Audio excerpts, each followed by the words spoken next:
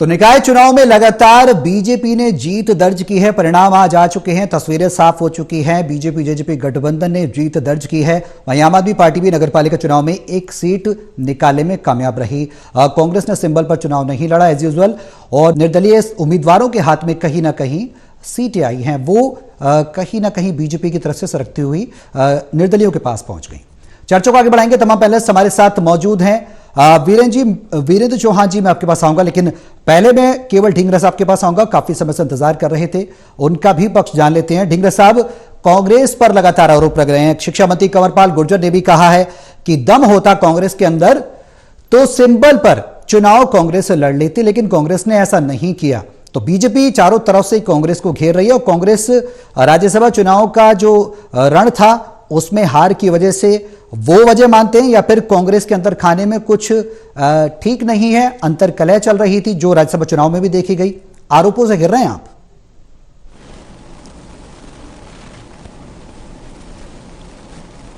सौरभ जी, झूठ बोलने के लिए बहुत ख्याल अच्छा है। मैं आपको एक चीज बोलना चाहूंगा, ना तो हमारी कोई अंतरकला है, ना हमारे कोई अंतरकला चल रही है। अब ऐसे ही ढकोसला बनाने की बात सारे लोग करते हैं, इन लोगों को करने दो, हमें कोई फर्क नहीं पड़ता इन बातों से। लेकिन नगर पालिका में 14 में से 13 सीटें हमारी आई हैं, और नगर परिषद में 6 सीटें हमारी जीती है। और दूसरी बात सुनिए,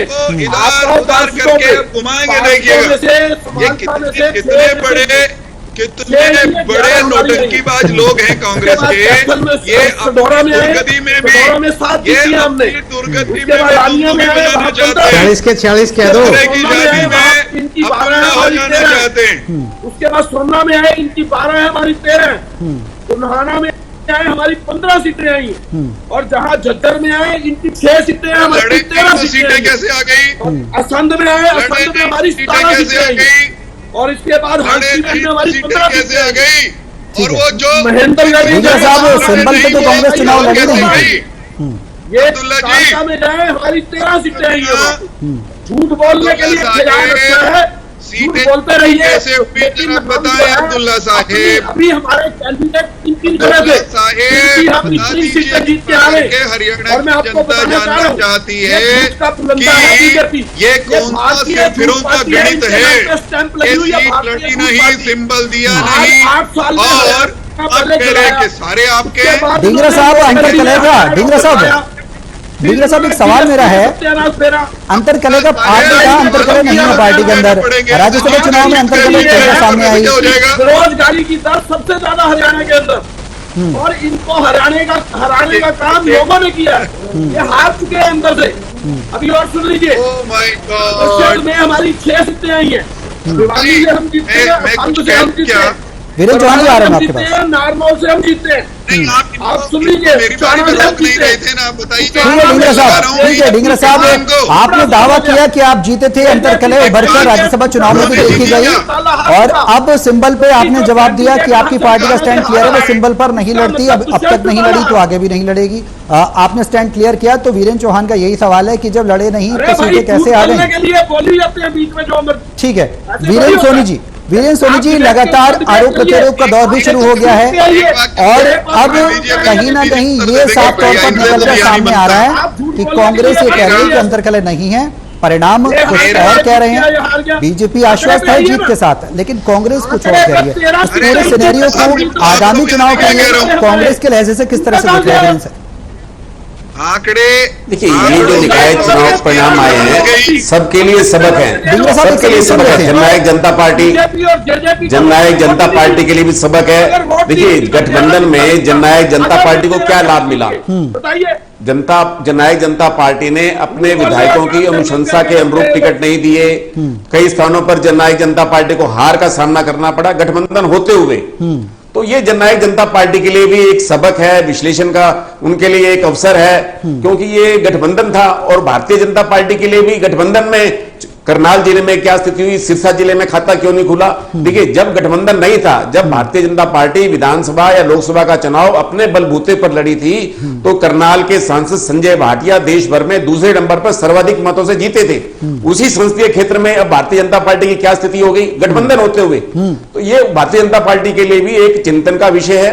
और इंडियन नेशनल लोकदल के लिए भी अभय सिंह चौटाला के निर्वाचन क्षेत्र एलनाबाद में जो है वहां पर भारतीय जनता पार्टी जो है उसकी वो क्या स्थिति रही, इंडियन नेशनल लोकदल की अभय चौटाला की पार्टी क्या स्थिति रही, ये सब बातें सबके लिए चिंता का विषय है। कांग्रेस के लिए भी, कांग्रेस अपने चिन्ह पर चुनाव नहीं लड़ी, लेकिन कांग्रेस के स्थानीय उम्मीदवारों ने, नेताओं ने अपने अपने उम्मीदवारों को समर्थन दिया, उनके लिए वोट मांगे, वोट क्यों नहीं जिता पाए, तो ये स्थानीय नेताओं के लिए भी, उन पर भी प्रश्न चिन्ह है, उन पर भी एक आत्मचिंतन और विश्लेषण का विषय है उनके लिए भी। तो ये चुनाव देखिए सभी के लिए एक चिंतन का विषय है। आम आदमी पार्टी हालांकि इतना अच्छा प्रदर्शन नहीं कर पाई, लेकिन उसने अपनी उपस्थिति दर्ज कराई। पहला उसका ये चुनाव था जो उसने लड़ा विधिवत रूप से, बिल्कुल 2019 के बाद एक एंट्री मान लीजिए इसके अंदर। बिल्कुल वीरेंद्र सोनी जी, 2019 के बाद जो चुनाव लड़ा था आम आदमी पार्टी ने, हालांकि उसमें सफल नहीं रही थी विधानसभा चुनाव में, लेकिन कहीं ना कहीं एंट्री लेवल पर उसने अच्छा किया, एक खाता जरूर खोला है, तो एक पॉजिटिव साइन है आम आदमी पार्टी के लिए कि उसने अच्छा किया है इस चुनाव में। मैं आपके पास आऊंगा, प्रोफेसर वीरेंद्र चौहान हमारे साथ हैं। प्रोफेसर साहब, बेटर परफॉर्मेंस हो सकता था पार्टी का, लिटमस टेस्ट आपकी तरफ से किया गया, पहले एकला चलो फिर गठबंधन में चलो, और गठबंधन के बाद आपने जो रूट लेवल पर जो एक टेस्ट था उसको कर लिया कि आगामी विधानसभा चुनाव, लोकसभा चुनाव, पंचायत चुनाव और नगर निगम के जो चुनाव हैं 2023 में जो होंगे, उसको लेकर पूरी तरह से रणनीति बीजेपी की साफ है, स्टैंड क्लियर है कि गठबंधन में तो हैं, लेकिन अपना लिटमस टेस्ट हो गया कि भाई हम इतने दावेदार हैं, इतनी तो हमारी है, अब आगे क्या कुछ करना है उसको लेकर और प्रैक्टिकल करते रहेंगे। भारतीय जनता पार्टी ने, कांग्रेस ने, जजपा ने, आम आदमी पार्टी ने चुनाव लड़ा स्थानीय निकाय का। सब लोग अपनी अपनी बात कहने जनता के पास गए, जनता ने सबकी सुनी, जनता ने एक जनादेश दे दिया। वो जनादेश बिल्कुल साफ है, उसमें कुछ लोग जीते हैं और जीतेंगे तो उतनी जितनी सीटें हैं, तो स्वाभाविक रूप से अनेक पार्टियों के अनेक लोग हारेंगे।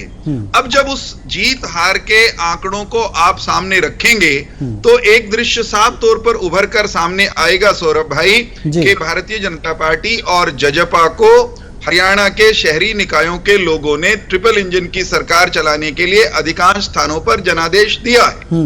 ये इसमें कहीं कोई शंका या शुभा या संदेह का इसमें कोई गुंजाइश नहीं है। और इस जनादेश के आंकड़ों में कांग्रेस की कमर टूटी है, इस मायने में कि कांग्रेस के भी नेता अपने अपने क्षेत्र में किसी ना किसी उम्मीदवार के साथ उसकी गाड़ी में चढ़े हुए थे, उसके लिए वोट मांग रहे थे। हाँ, इतना जरूर है कि इनकी हिम्मत न होने के कारण ये अपना सिंबल देकर उनसे वहां पर चुनाव नहीं लड़ रहे थे। तो हकीकत ये है, धरातल की हकीकत ये है कि ये बुरी तरह हारे हैं। कुछ स्थानों पर जीते भी हैं, जहां जीते हैं इक्का दुक्का जगहों पर, उसको मानने में मुझे कोई दिक्कत नहीं है।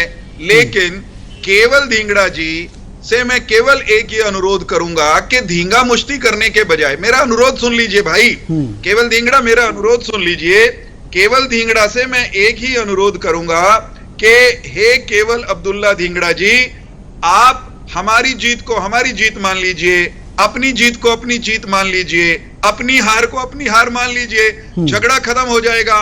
अब टेलीविजन स्टूडियो में बैठकर ये कहने से कि हम हार गए, भाजपा हार गई और केवल धिंगड़ा जीत गए, कांग्रेस जीत गई, हारी नकारी हुई, बेचारी कांग्रेस जीत गई, बताइए चुनाव परिणाम बदल जाएंगे क्या? नतीजे बदलेंगे क्या? इससे नतीजे तो आ चुके मित्र। ये इस तरह के दावे ठोकने का समय कि भाजपा को समाप्त कर देंगे, निपटा देंगे, भाजपा निपट गई है, भाजपा के साथ कोई नहीं है, पूरा हरियाणा भाजपा के खिलाफ है, इस तरह की डींगे हाँकने का समय वो चुनाव से पहले था। आपने न आंकी हो, इस तरह की डींगे न हाँकी होती तो भी अलग बात थी। आपने सब कुछ कहा, आप प्रधानमंत्री से लेकर के मुख्यमंत्री और स्थानीय नेताओं तक सबके खिलाफ ऊल जुलूल जो मन में आया वो आपने बोला। आपने हमारी नीतियों का, कार्यक्रमों का खुलकर विरोध किया, ठीक है, अपने प्रत्याशियों के पक्ष में वोट मांगा। सौरभ भाई केवल एक मिनट दे दीजिए और धिंगड़ा को रोक दीजिए, धींगा मस्ती ना करें, साहब मैं आपके पास आ रहा हूं, स्पष्ट हो जाएगी। मुझे एक बात कह लेने दीजिए, लेकिन ये इनकी जो ये आदत है ना धींगा मस्ती की, इसको सुधारने की जरूरत है। एक छोटा सा अनुरोध के साथ, केवल भाई मैं आपको अब्दुल्ला नहीं कहूंगा अगर आपको बुरा लग रहा है, केवल मेरी एक बात सुन लीजिए। मेरा ये कहना है और इसमें कतई कोई डिबेट की गुंजाइश नहीं है कि हम भारतीय जनता पार्टी के पॉलिसीज, भारतीय जनता पार्टी के प्रिंसिपल्स और भारतीय जनता पार्टी की परफॉर्मेंस के आधार पर शहरी मतदाताओं से जनादेश मांगने गए थे। जनता ने कमोबेश हमारे साथ मजबूती से खड़ा होकर यह संदेश दिया है कि वो केवल धिंगड़ा को केवल अब्दुल्ला मानती हैं और आम आदमी पार्टी जो कि एक नई पार्टी आई है उसको इक्का दुक्का जगह मिल गई, प्रजातंत्र है, उनको कहीं स्थान मिल गया, इसका हमें उससे कोई आपत्ति नहीं है। लेकिन जिसकी जितनी जमीन, जिसकी जैसी जमीन है धरातल पर वो सबको दिख गई है, केवल धिंगड़ा आंख मूंद कर अपनी जीत घोषित कर रहे हैं। ठीक है, केवल जमीन को नकार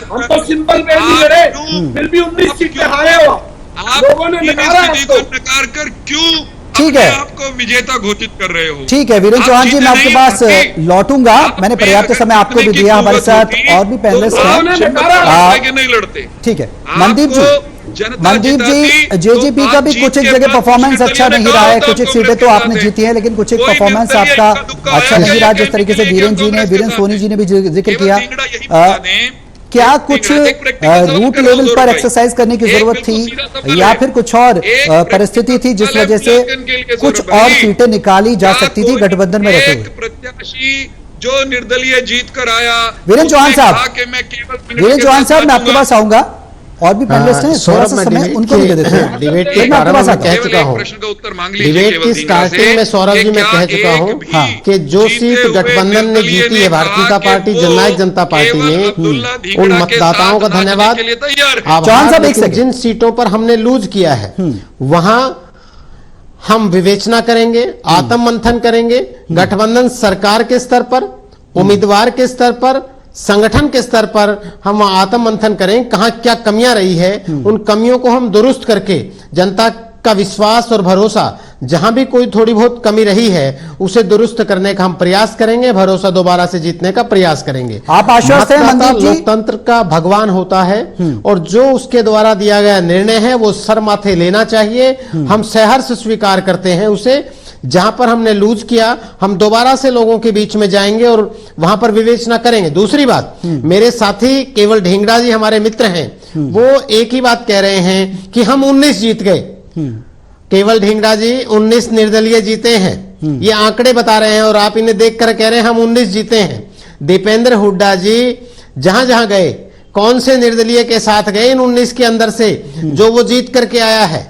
इन 19 निर्दलीयों के अंदर से कौन सा कांग्रेस का प्राथमिक सदस्य रहा? क्या ये बात बता पाएंगे? आप कह रहे हो हमारे 3 कैंडिडेट हर सीट पे खड़े हो गए, कौन कौन से आपके प्राथमिक सदस्य थे, कौन आपके पदाधिकारी थे? आज 19 निर्दलीय जीते हैं, उनमें से आप क्या बता सकते हैं कि आपके कौन से हैं और किस क्षेत्र से हैं? कब वो आपका पदाधिकारी रहा? आपके अध्यक्ष, प्रदेश अध्यक्ष उदय भान जी, उनका 52 निर्वाचन क्षेत्र है, विधानसभा क्षेत्र जहां से वो प्रतिनिधित्व करते आए हैं, वहां पर आपको हार मिली है। वहां पर उनका जो समर्थित उम्मीदवार था वो हारा है। सोनीपत, रोहतक और झज्जर के रिजल्ट सामने हैं, कैथल के रिजल्ट सामने हैं। कहां कहां की आप जिक्र करेंगे? हर जगह आपके परिणाम आपके खिलाफ हैं, इसे आप स्वीकार करना चाहिए, क्योंकि लोकतंत्र में जब परिणाम आ जाता है तो स्वीकार्यता बड़ी महत्वपूर्ण है। ठीक है, व्यक्ति को स्वीकार करना चाहिए, नेता को स्वीकार करना चाहिए, संगठन को स्वीकार करना चाहिए। परिणाम संतोषजनक है, हम मानते हैं हमारे हिसाब से, लेकिन जहां भी हमारी कमियां रही है हम उनको दुरुस्त करने का प्रयास करें, हम स्वीकार करते हैं। ठीक है चौहान साहब, मैं आपके पास आऊंगा। आपको भी मैंने पर्याप्त समय दिया, मनदीप जी आपको भी पर्याप्त समय दिया। सरकार के स्तर पर, उम्मीदवार के स्तर पर, तीनों स्तरों पर हम विचार करेंगे। नहीं मिली ना। ठीक है ढींगरा साहब, लोगों ने हराया ना 19 सीटों पे, ये अपने आप को जीत। ढींगरा साहब मैं आपके पास आऊंगा। वीरेंद्र सोनी जी भी हमारे साथ हैं। वीरेंद्र जी, जीत के दावे किए जा रहे हैं, हम जीते हैं तुम हारे हो, लेकिन विश्लेषण करने का जिक्र भी किया जा रहा है। लेकिन अगर एक्सपेक्टेशंस की बात की जाए तो जितनी सीटें गठबंधन को मिलनी चाहिए थी वो संतुष्ट हैं, सेटिस्फाई है बीजेपी जेजेपी गठबंधन की हमें जितनी सीटें मिली है, ठीक है, आगे और तैयारी करेंगे। तो कहीं ना कहीं आंतरिक रूप से इस गठबंधन के भविष्य को किस तरीके से देखा जाए हरियाणा की राजनीति के परिप्रेक्ष्य में, क्योंकि अभी आगामी विधानसभा चुनाव भी होने हैं, लोकसभा चुनाव भी होने हैं, नगरीय चुनाव भी होने हैं, नगर निगम के 2023 में पंचायत का और ब्लॉक स्तर का भी चुनाव होगा। गठबंधन की अगर बात की जाए तो विधानसभा चुनाव और लोकसभा चुनाव के परिप्रेक्ष्य में किस तरह से देख रहे हैं आप गठबंधन का भविष्य?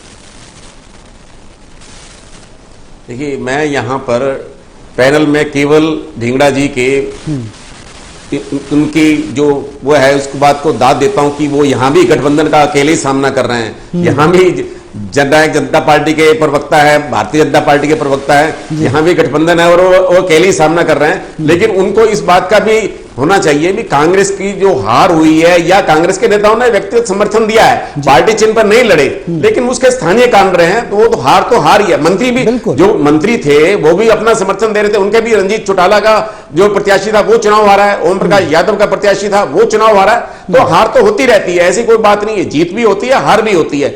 जब मंत्रियों के जो प्रत्याशी थे वो चुनाव हार गए तो कांग्रेस के नेताओं की तो क्या बिसात थी। तो इसलिए ये मानना जाना चाहिए कि जो जीत हुई है उसको हृदय से स्वीकार करना चाहिए, जो हार हुई है वो विश्लेषण का वो वक्त है, विश्लेषण होगा ही होगा, हर पार्टी करती है।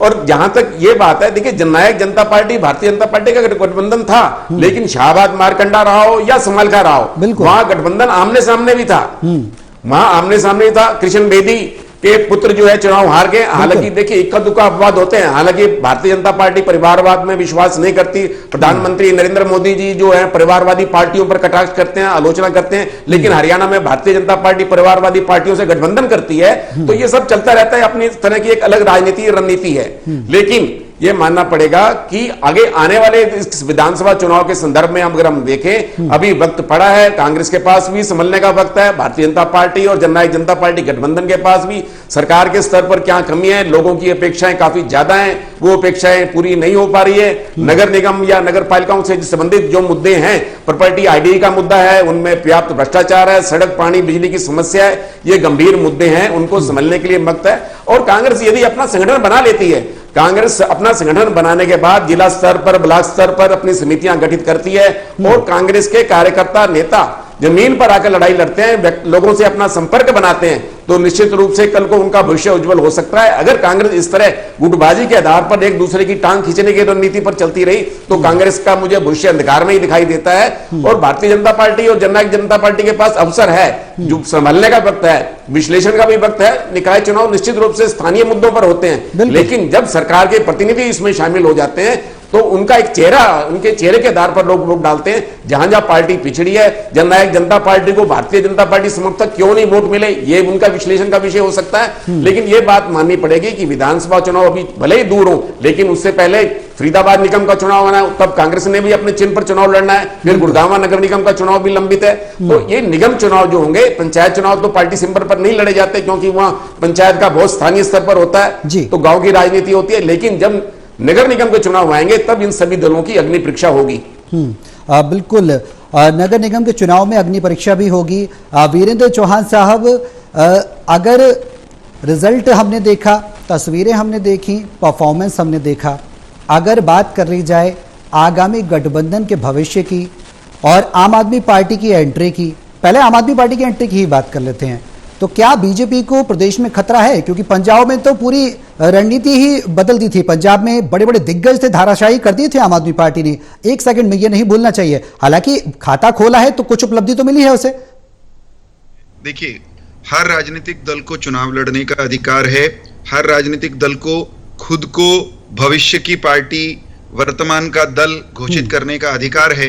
परंतु मैं अपने अनुभव और आकलन के आधार पर यह बात दावे के साथ कह सकता हूं कि हरियाणा में आम आदमी पार्टी जो वाया पंजाब दिल्ली से आई है, उसको अभी बहुत जल्दी बहुत कुछ हासिल करने की उम्मीद नहीं करनी चाहिए। उन्होंने सिंबल पर अपने प्रत्याशी उतार कर देखे, अन्य दलों के नाराज या नकारे हुए हारे हुए लोग उनके यहां गए भी, उनको प्रत्याशी भी बनाया।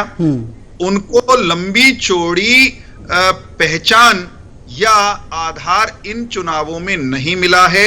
भविष्य में वो थोड़ा बहुत ग्रो कर सकते हैं। ग्रो करने का प्रयास करना उनका अधिकार है, उनके इस अधिकार का मैं सम्मान करता हूं, परंतु हरियाणा की जनता इस पार्टी को सहजता से स्वीकार करेगी, हमें ऐसा नहीं लगता।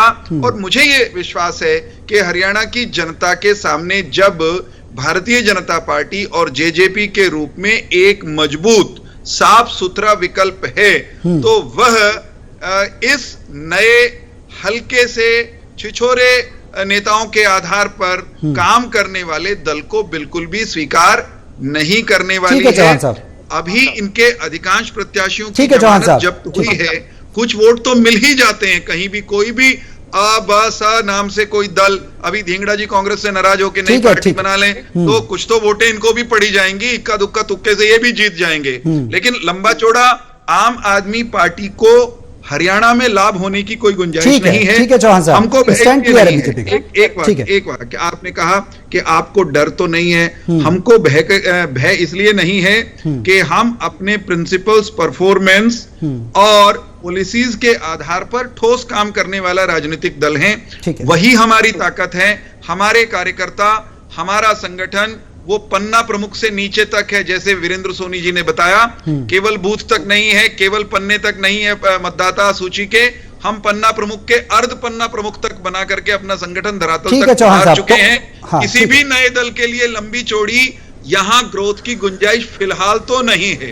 अभी तो लोग नरेंद्र मोदी, मनोहर लाल खट्टर, भारतीय जनता पार्टी, जेजेपी का गठबंधन, इनके प्रति खूब सॉफ्ट है साहब।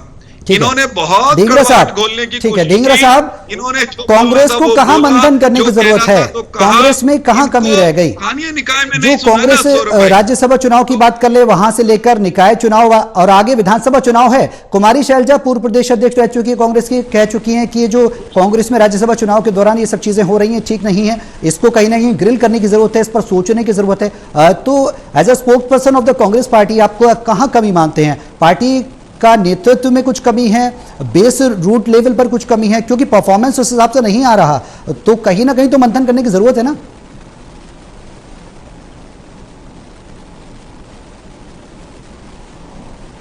गौरव जी देखिए, ऐसा है, हमने सिंबल पे चुनाव नहीं लड़ा, इसका मतलब ये नहीं है कि हमें लोग इंडोर्स नहीं करते। दूसरी बात मैं बताना चाहूंगा, अगर हमने सिंबल पे चुनाव नहीं भी लड़ा तो भी हम 13 सीटें, ठीक है ढींगरा साहब, ये चीज आप दोहरा चुके हैं, इस बात को आप कह चुके हैं। ये लोग कह रहे हैं इतने, जो सिंबल पे लड़े हैं वो तो हार रहे हैं।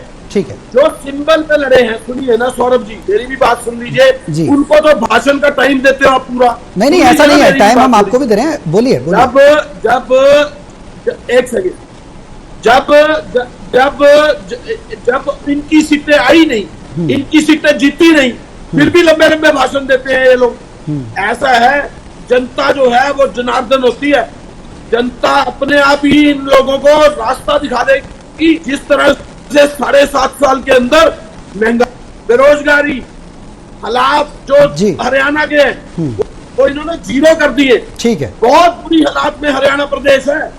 सर, मैंने आपसे जो सवाल पूछा था उसका जवाब नहीं मिला। मैंने पूछा कि कांग्रेस में कहीं ना कहीं मंथन करने की जरूरत है, आप बेरोजगारी पर पहुंचे। चलिए ठीक है, और आप टाइम आने दीजिए, इनको कहीं वीरेंद्र सोनी जी, एक लास्ट कमेंट। वीरेंद्र साहब, समय थोड़ा सा कम है, इसलिए क्षमा के साथ यहाँ पर रोक रहा हूँ आपको, समय थोड़ा सा कम है, क्षमा के साथ रोक रहा हूँ। ठीक है सर। वीरेंद्र सोनी साहब, लास्ट कमेंट मैं आपसे बहुत ही शॉर्ट में लेना चाहूंगा, निकाय चुनाव के रिजल्ट और इस पूरे प्रोसेस को, इस पूरे सिनेरियो को देखते हुए आगामी राजनीतिक भविष्य पर इन तमाम पार्टियों के शॉर्ट कमेंट सर। देखिए, जो निर्दलीय चुनाव जीते हैं, देर सवेर वो भारतीय जनता पार्टी, जननायक जनता पार्टी गठबंधन सरकार को समर्थन दे देंगे। कारण है क्योंकि उन्होंने अपने क्षेत्र में विकास कराना है और विकास सरकार के माध्यम से संभव हो सकता है, और सरकार का भी प्रयास रहेगा कि ये निर्दलीय जो है उसके साथ शामिल हों। तो कुल मिलाकर इस निकाय चुनाव का जो परिणाम आएगा, जो आया है परिणाम ये आए हैं, तो इसका कुल मिलाकर विधानसभा चुनाव पर कोई इसका असर पड़ने वाला नहीं है। ये स्थानीय मुद्दों का है। हाँ, निगम चुनाव कुछ इससे अधिक प्रभावी होते हैं, वहां ज्यादा गतिशीलता होती है, लेकिन विधानसभा चुनाव की तैयारी अलग से होती है, वहां अलग तरह के मुद्दे हावी होते हैं, यहाँ स्थानीय मुद्दे होते हैं। लेकिन ये सब विश्लेषण का लिए सभी के लिए एक वक्त है, अवसर है, इसको भी अपने ढंग से इसको भारतीय जनता पार्टी चाहे अभी मंच पर या टीवी पर कुछ भी कहे, लेकिन पार्टी का जो आंतरिक विश्लेषण होगा वो अलग स्तर का होता है, वो सार्वजनिक नहीं होता। कांग्रेस को भी अपने स्तर पर विश्लेषण करना चाहिए और अपने संगठन को मजबूत बनाना चाहिए। बिल्कुल। मनदीप जी, लास्ट कमेंट। पर भी मैंने कहा है, हम चौहान साहब मैं आपके पास आऊंगा। मनदीप जी, लास्ट कमेंट। विश्लेषण करेंगे। हमने चौहान साहब मैं आपके पास आ रहा हूं, समय थोड़ा सा कम है, क्लोजिंग कमेंट ले रहा हूं। सवाल पूछा गया था बहुत अंतर वो है। सवाल तो बिल्कुल उन्होंने दिया ही नहीं, ना ही देना उचित समझा। सर मैं लास्ट कमेंट चाह रहा हूं। आगामी मुद्दों पर लड़े जाते हैं। गठबंधन ने बड़ा महत्वपूर्ण तरीके से चुनाव लड़ा और कहीं ना कहीं माननीय मुख्यमंत्री मनोहर लाल जी और उप मुख्यमंत्री दुष्यंत चौटाला जी की जो विकासशील सोच है, विकास की सोच है, जिस गतिशीलता से वो विकास करवा रहे हैं प्रदेश का, निश्चित तौर पर उसको मोहर लगाने का काम किया है। हम इन जो स्थानीय निकाय की जो सरकार बनी है, जो प्रतिनिधि चुनकर भेजे हैं, इनके साथ विचार विमर्श करके और जो नगर का जो विकास है, धरातल पर विकास है, ग्राउंड लेवल पर जाकर के जो विकास है, वो विकास फिर से दोबारा उसी गतिशीलता के साथ, निरंतरता के साथ करवाने का प्रयास किया जाएगा। ठीक है चौहान साहब, लास्ट कमेंट में आपसे चाहूंगा। मैं ये कह रहा हूं, हम शॉर्ट में सर। हमने बेहतर परफॉर्मेंस की है। हम सारे चुनाव परिणाम का, हार का भी, और जहां हम अधिकांश स्थानों पर जीते हैं उसका भी निष्पक्ष विश्लेषण करेंगे। किसी दूसरे राजनीतिक दल को, जिनका आप ये कह रहे थे कि उनका डर है या नहीं, ऐसे किसी राजनीतिक दल को और हारी नकारी कांग्रेस को हम विधानसभा चुनाव तक 2024 में भी कोई राजनीतिक स्पेस देने वाले नहीं हैं। ठीक है चौहान साहब, क्लोजिंग कमेंट। ढींगरा साहब मैं आपके पास आऊंगा, क्लोजिंग कमेंट आपका चाहूंगा।